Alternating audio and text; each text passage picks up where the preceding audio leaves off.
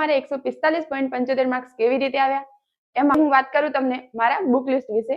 નમસ્કાર મિત્રો, સ્વાગત છે તમારું HNGO સ્ટડી પોઈન્ટ યુટ્યુબ ચેનલના એક નવા વિડીયોમાં।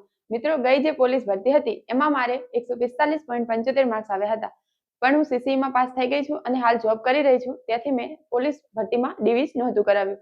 તો આ જે પોલીસ ભરતી હતી એમાં મારે 145.75 માર્ક્સ કેવી રીતે આવ્યા, એમાં મેં મારું બુક લિસ્ટ શું હતું, મારી સ્ટ્રેટેજી શું હતી અને મારી સંપૂર્ણ જર્ની શું રહી એ વિશેની વાત આજના આ વિડીયોમાં હું તમારી સાથે શેર કરવાની છું।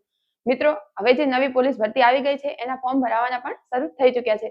તો આ ભરતીમાં તમારે તૈયારી કેવી રીતે કરવી જોઈએ અને જો તમે નવી શરૂઆત કરતા હોય તો તમારે તૈયારી કેવી રીતે કરી શકાય એ વિશેની વાત આ વિડીયોમાં આપણે કરવાના છીએ। તો શરૂ કરીએ આજનો આ વિડીયો। સૌપ્રથમ આપણે વાત કરીએ શારીરિક કસોટી વિશે। જે શારીરિક કસોટી છે એમાં પ્રેક્ટિસ જ છે કે જે તમને પાસ કરાવી શકે। શારીરિક કસોટી માટે સૌપ્રથમ તો તમારે યોગ્ય ડાયટ લેવાનું છે, યોગ્ય એક્સરસાઇઝ કરવાની છે અને રેગ્યુલર પ્રેક્ટિસ કરવાની છે। શારીરિક કસોટી હોય, અત્યારે ઠંડી છે પરંતુ તમારે રેગ્યુલર પ્રેક્ટિસ કરવા માટે જવું જ પડશે। તમે રેગ્યુલર જશો તો ચોક્કસથી તમે શારીરિક કસોટી પાસ કરી શકશો। ફિઝિકલ પરીક્ષા બાદ બીજું જે સ્ટેજ છે તો એ છે લેખિત પરીક્ષા। લેખિત પરીક્ષાની શરૂઆત કરતા પહેલા તમારે 3 ખાસ બાબતોનું ધ્યાન રાખવાનું છે। તો એ છે કે તમે જ્યારે જે નોટિફિકેશન આવી છે તે અને જે નવા RR આવ્યા છે એ એકદમ યોગ્ય રીતે સમજી લો। બીજી જે વસ્તુ છે એ છે સિલેબસ અને ત્રીજી જે વસ્તુ છે તે છે PYQ, એટલે કે જે પાછળના બે એક્ઝામના ક્વેશ્ચન પેપર હોય તે।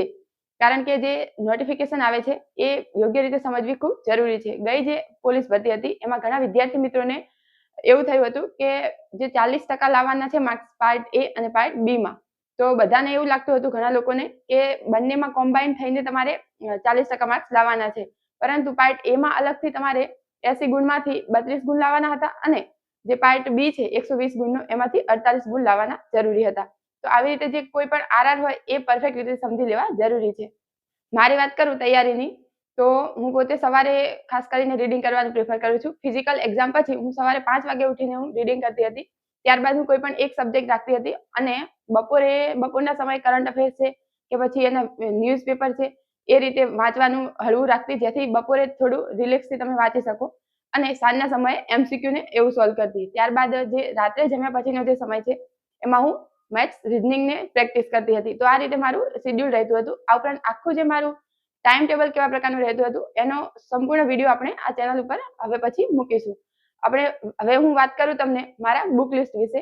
તો જે પોલીસ કોન્સ્ટેબલની પરીક્ષા છે તેમાં જે પાર્ટ A છે તો એ પાર્ટ A માં મેથ્સ રીઝનિંગનું ભારણ બધું છે।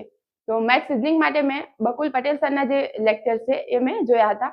એમની જે યુટ્યુબ ચેનલ છે એમાં પણ બહુ જ મસ્ત કન્ટેન્ટ આપવામાં આવેલું છે। એમાં જે બેઝિક હોય તે, આ ઉપરાંત દરેક ટોપિકના ઘણા વિડીયો પણ અવેલેબલ છે અને એમને જે પેપર સોલ્યુશન કરાવે છે એ તો બહુ જ પરફેક્ટ, બહુ મસ્ત રીતે કરાવ્યા છે, તો તમે એ પણ જોઈ શકો છો। આ ઉપરાંત મેં જે મેથ્સ રીઝનિંગ માટે પ્રેક્ટિસ માટે પણ એમને જ બકુલ પટેલ સરની જે PDF હતી એમાંથી સોલ્વ કર્યા હતા ક્વેશ્ચન્સ। આ ઉપરાંત જે PYQ હતા એ હું સોલ્વ કરતી હતી। તો આ વાત થઈ મેથ્સ રીઝનિંગની।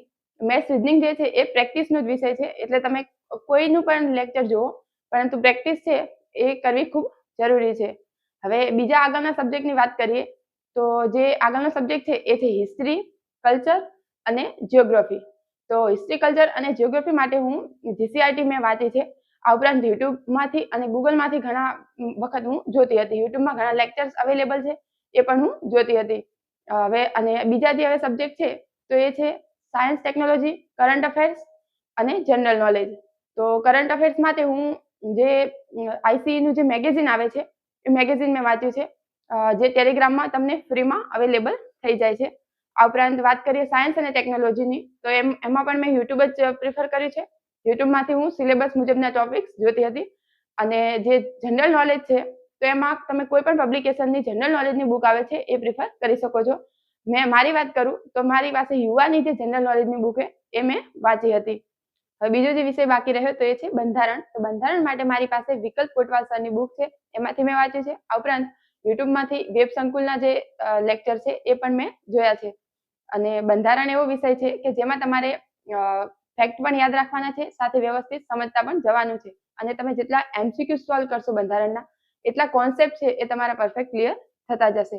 અને મેં મોક ટેસ્ટ પણ બંધારણ માટે જે MCQ છે અને જે મોક ટેસ્ટ છે એ પણ આપતી હતી।